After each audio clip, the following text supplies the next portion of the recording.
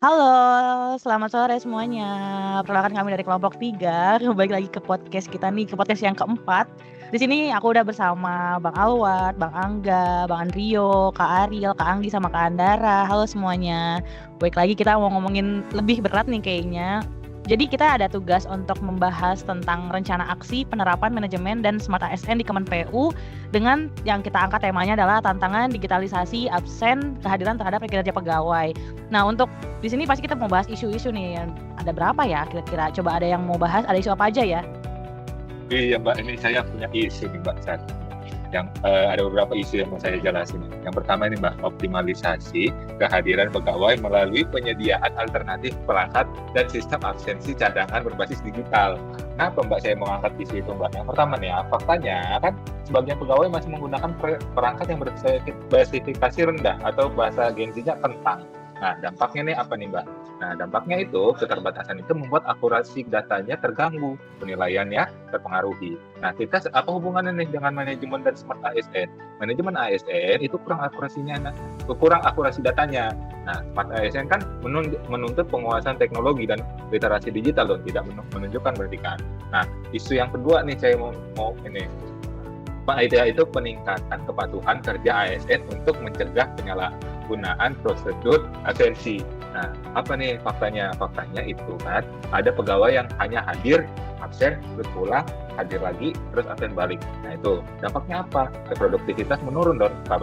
Di balai tidak efektif kerjanya gitu loh. Nah, secara manajemen ASN itu kan memanipulasi absensi. Nah, kita sebagai Smart ASN kan berarti menyalahgunakan absensi tersebut. Nah, menjadi menunjukkan rendahnya integritas begitu, Mbak. Berarti ada 2 isu ya. Ada yang lain nggak?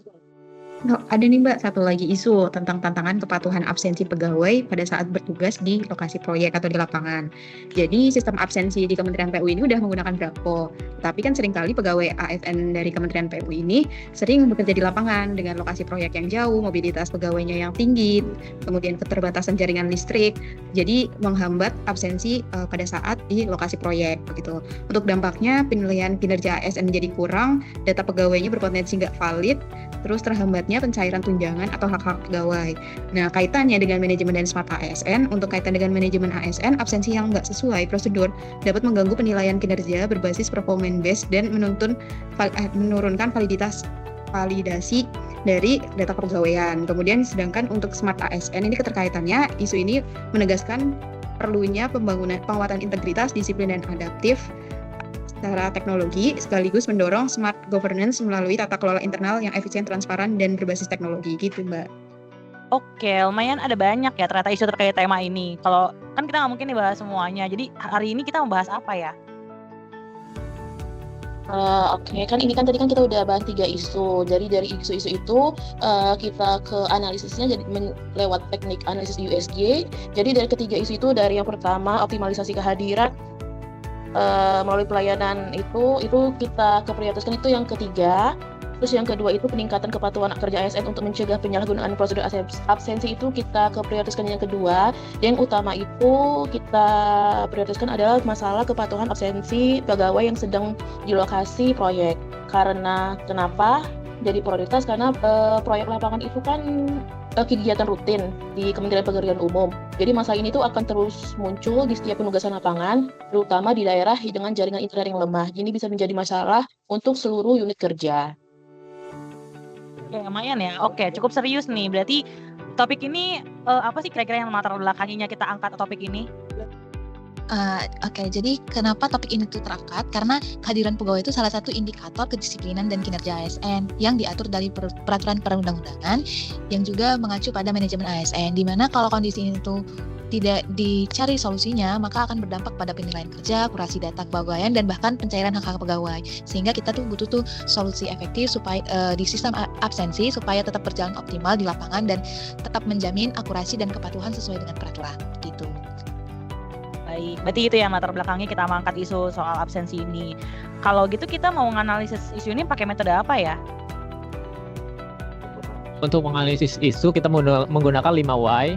Yang pertama, kenapa pegawai sering lupa absen di lokasi proyek? Karena pegawai terburu-buru meninggalkan lokasi setelah pekerjaan selesai. Yang kedua, kenapa pegawai terburu-buru meninggalkan lokasi? karena ingin segera melanjutkan perjalanan pulang atau ke lokasi lain dan tidak sempat melakukan absensi terlebih dahulu. Yang ketiga, kenapa pegawai tidak sempat melakukan absensi terlebih dahulu? Karena pegawai lupa absensi pulang walaupun sudah ada pengingat berbentuk notifikasi. Yang keempat, kenapa pegawai lupa walaupun sudah ada pengingat? Karena mengingat muncul lebih cepat 10 menit sebelum jam pulang, sehingga sering terlewat saat pegawai sudah dalam perjalanan. Yang terakhir, kenapa pengingat muncul 10 menit lebih cepat sebelum jam pulang?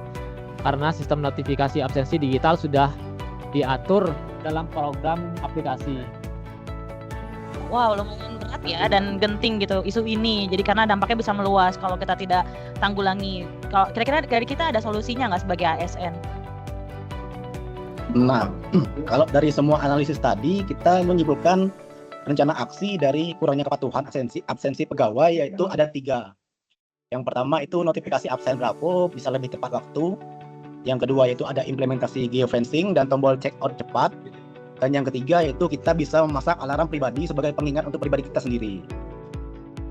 Dan cara kita menganalisis isu ini untuk poin efektif, kemudahan, dan biaya kita menggunakan tapisan MC Namara, yang dimana melalui analisis ini kita mendapatkan solusi yaitu memasang alarm pribadi memang lebih efektif dan mudah serta minim biaya untuk isu kepatuhan absensi ini.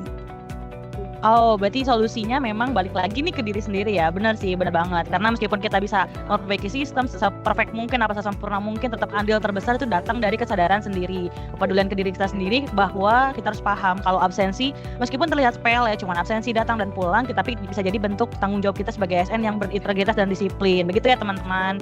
Oke, cukup sekian podcast kita kali ini. Terima kasih buat rekan-rekan semua, jawabannya sangat bermanfaat. Saya tutup, dadah.